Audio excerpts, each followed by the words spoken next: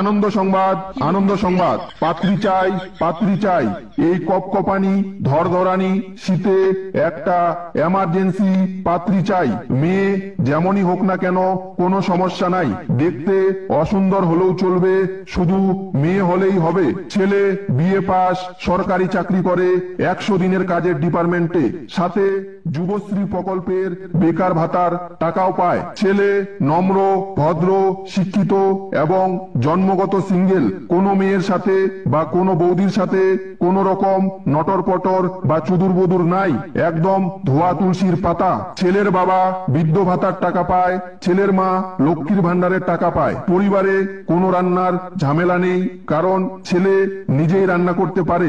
হাগু করারও কোনো সমস্যা নাই, ছেলের বাড়িতে সরকারি শৌচালয় আছে। অসুখ হলেও কোনো সমস্যা নাই, পুরো পরিবার স্বাস্থ্যসাথী প্রকল্পের নথিভুক্ত এবং ঘোরাফেরা